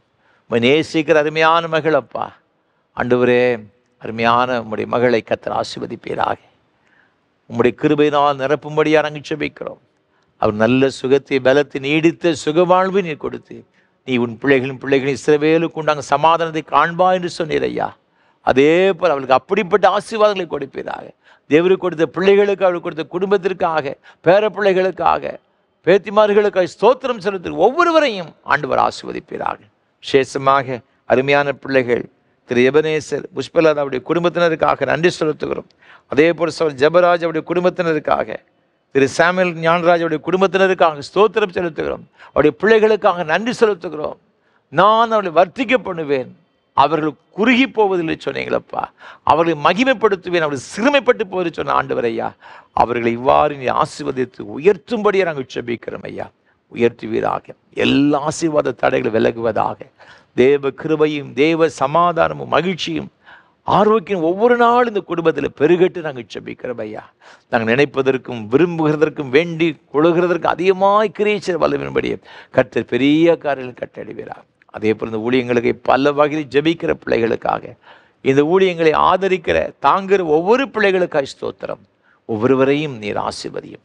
நாங்கள் நினைப்பதற்கு வேண்டி கொள்கிறதற்கு அதிகமாய் கிரியேச்சர் வல்லவின்படி கர்த்தர் பெரிய காரியங்கள் கட்டளையிடும். ஆசீர்வதியும் நாமத்தை மையப்படுத்து ஆண்டவர் இயேசு கிறிஸ்துவின் மூலமாக ஜெபிக்கிறோம் பரிசுத்த பிதாவே.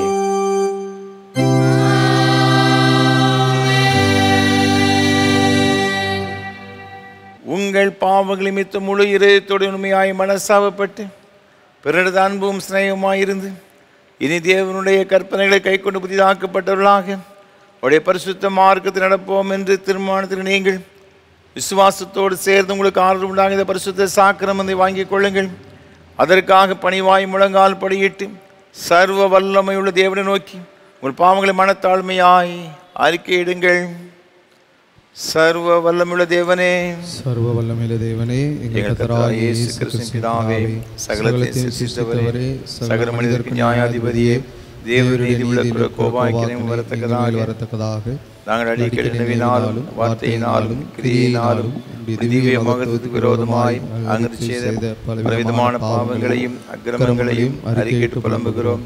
இந்த குற்றங்கள் குறித்து நாங்கள் உண்மையாய் மனசாபப்பட்டு முழு மனதோடு துக்கப்படுகிறோம். அவைகளை நினைத்து வேதனைப்படுகிறோம். அவைகளாலே சுமப்படாத பாரம் எங்களுக்கு இறங்கும். மிகுந்த இரக்கமுள்ள பிதாவே, எங்களுக்கு இறங்கும். நாங்கள் செய்த யாவையும் உமது குமாரனும் எங்கள் கர்த்தருமாகிய இயேசு நிமித்தம் எங்களுக்கு மன்னியும். உமது நாமத்துக்கு கனமும் மகிமையும் உண்டாக நாங்கள் புதிதாக்கப்பட்டவர்களாய் இனி எப்பொழுதும் ஊழியம் செய்து உமக்கு பிரியமாய் நடந்து வரும்படி எங்கள் கர்த்தராகிய இயேசு கிறிஸ்து மூலமாய் கட்டளையிட்டருளும். ஆமென். உத்தம மனஸ்தாபத்தோடும் உண்மையான விசுவாசத்தோடும் தமிழர் மனந்திருவர் யாவருக்கும் பாவ மன்னிப்பு அருள் செய்வோம் என்று மிகுந்த இரக்கமாக வாக்குத்தத்தம் செய்திருக்கிறார். நம்முடைய பரமபிதாவாகிய சர்வ வல்லமுள்ள தேவன் நம்முடைய கர்த்தராயிருக்கிற இயேசு கிறிஸ்து நிமித்தம் உங்களுக்கு இறங்கி உங்கள் பாவங்கள் எல்லாவற்றையும் மன்னித்து அவைகளை விடுதலையாக்கி சகல நன்மை உறுதிப்படுத்த நிறுத்தி நித்திய ஜீவகரையில் சேர்ப்பாராக.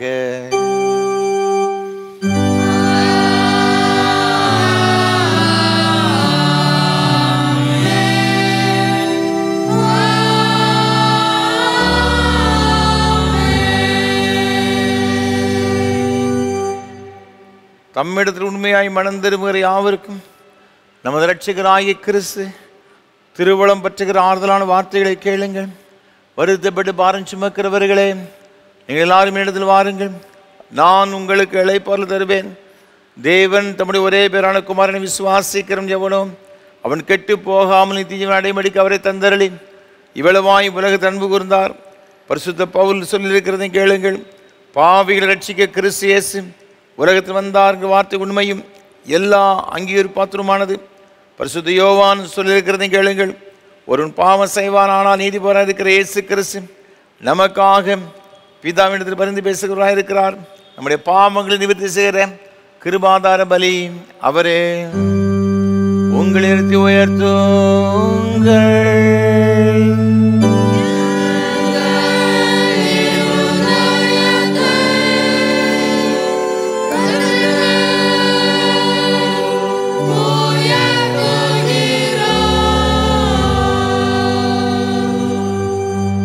நம்முடைய கர்த்தராகிய தேவனுக்கு ஸ்தோத்திரம் செலுத்த கடவோம்.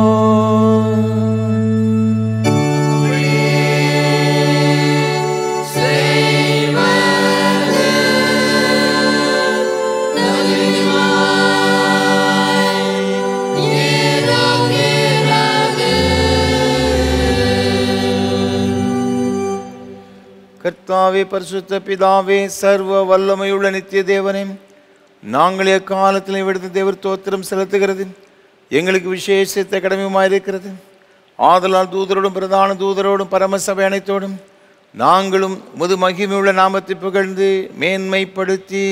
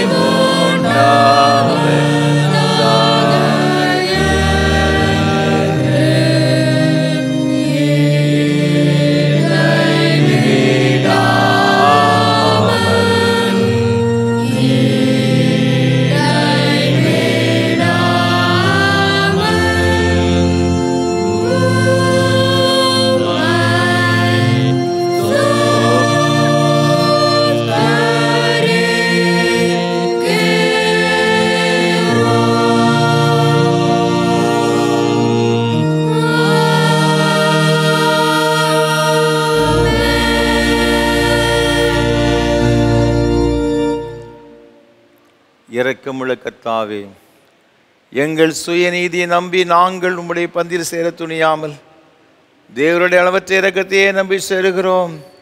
உம்முடைய மேசியின் கீழ் விழும் துணிக்கைகளையும் பொறுக்கி கொடுங்க பாத்திரல்ல, ஆனாலும் தேவரீர் எப்பொழுதும் இரக்கம் செய்கிற லட்சுமணி மாறாத ஆண்டவராக இருக்கிறீர்.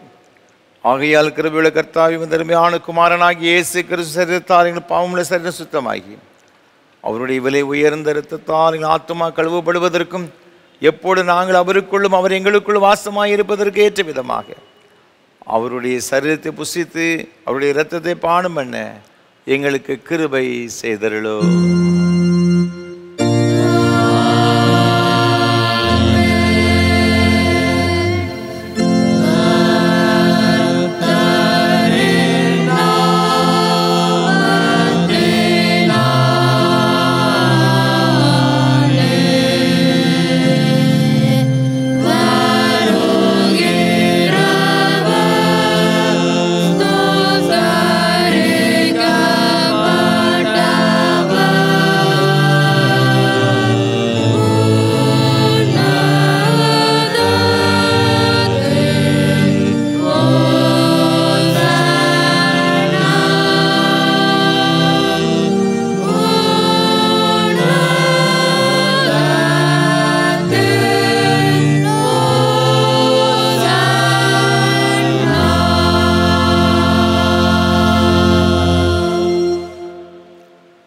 சர்வ வல்லமையுள்ள தேவனே, எங்கள் பரமபிதாவே, தேவரீர் எங்களுக்கு உருக்கமாக இறங்கி உம்முடைய ஒரே குமாரனாகிய இயேசு கிறிஸ்து சிலுவையில் மரணம் அடைந்து எங்களை மீட்டுக் கொள்ளும்படி அவரை தந்தளினரே. அவர் சிலுவையிலே ஒரே தரம் தம்மை தாமே ஏகபலியாக ஒப்பு கொடுத்து சர்வலோகத்தின் பாவங்களை நிவர்த்தி செய்வதற்கு நிறைவும் பூரணமும் பொதுமான பலியையும் காணிக்கையும் பரிகாரத்தையும் செலுத்தினதும் அல்லாமல் தமது அருமையான மரணத்தை என்றைக்கும் நினைப்பூட்டு ஞாபகத்தை நியமித்து தாம் திரும்ப வருமளவும் நாங்கள் அதை அனுசரித்து வரும்படி தமது சுவிசேஷத்தில் கட்டளையிட்டிருக்கிறாரே. இரக்கமுள்ள கர்த்தாவே, எங்கள் ஜெபத்தை கேட்டருளி உமது குமாரனும் எங்களுக்கு இரட்சகருமாகிய இயேசு கிறிஸ்து கட்டளையிட்ட பரிசுத்த நியமத்தின்படி நாங்கள் அவருடைய பாடுகளையும் மரணத்தை நினைவு கூர்ந்து உமது சிறுசி பதார்த்தங்களாகி இந்த அப்பத்தையும் திராட்சை ரசத்தையும் பெற்றுக்கொள்ளும் பொழுது அவருடைய பரிசுத்தமுள்ள சரீரத்திற்கும் இரத்தத்திற்கும் பங்கு உடலாகும்படி கிருபை செய்ய வேண்டும் என்று மிகுந்த தாழ்மையோடு வேண்டிக் கொள்கிறோம். இயேசு தாம் காட்டி கொடுக்கப்பட்ட ராத்திரியிலே அப்பத்தை எடுத்து ஸ்தோத்திரம் பண்ணி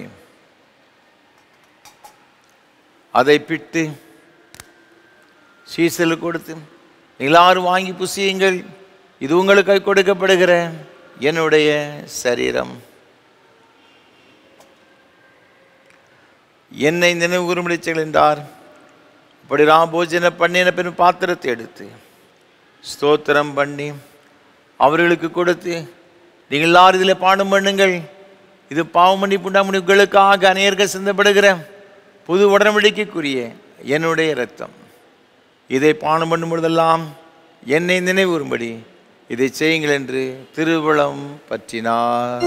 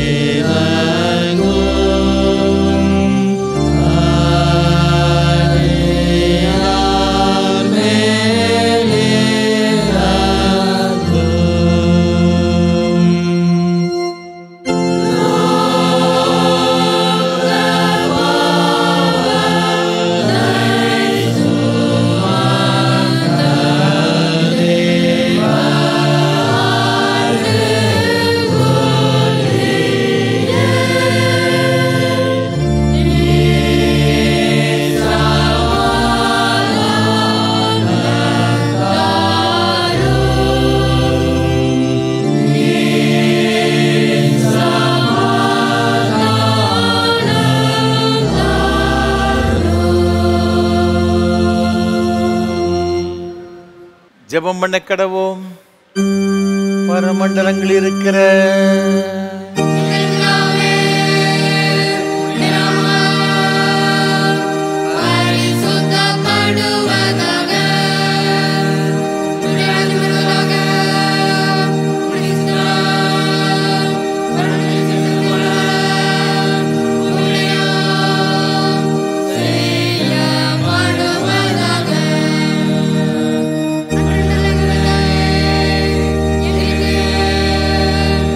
Yeah.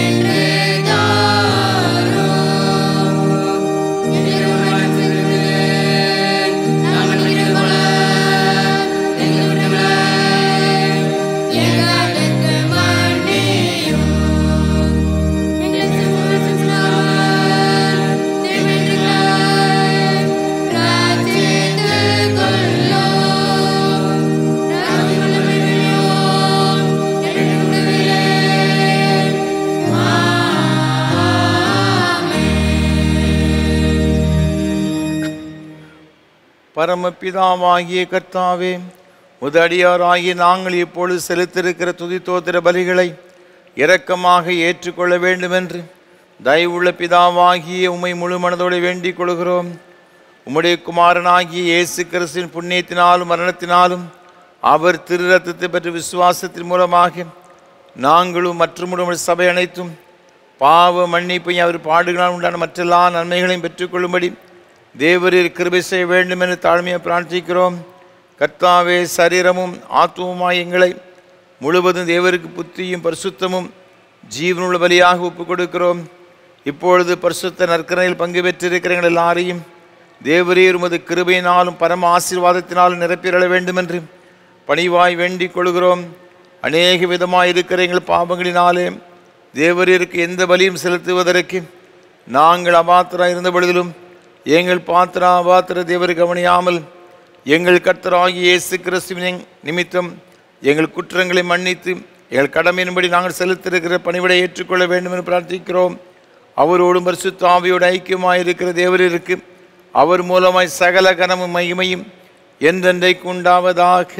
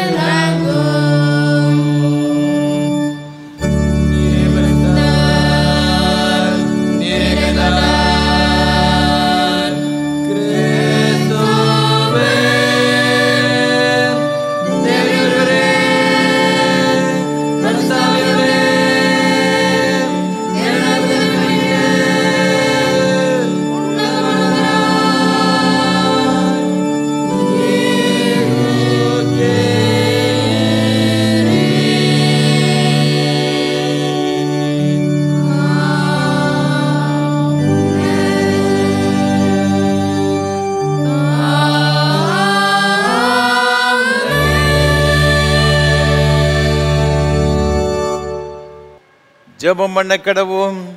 சர்வ வல்லமையுள்ள தேவனே, இன்று நாங்கள் காதால கேட்ட வாக்கியங்கள் வளர்ந்ததாய் போகாமல் உடைய நாமத்திற்கு கனமும் புகழும் உண்டாவதற்கு ஏதுவாகிய நன்னடக்கை ஆகிய கனிகளை கொடுக்கும்படி உடைய கிருபையினால் அந்த வாக்கியங்களை எங்கள் இறுதி பெற்றுள்ள வேண்டும் என்று ஆண்டவர் இயேசு கிறிஸ்து மூலமாய் வேண்டிக் கொள்கிறோம்.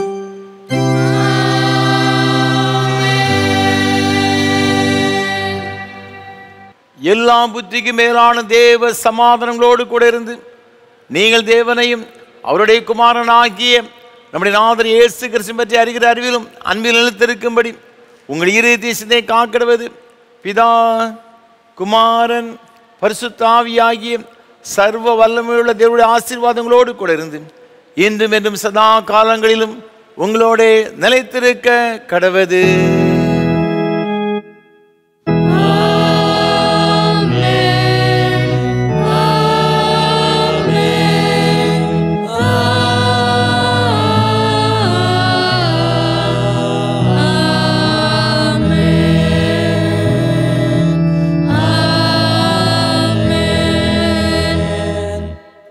நிறைவு கீதமாக கீதம் 262 பாமாலை 209 பாடுவோம்.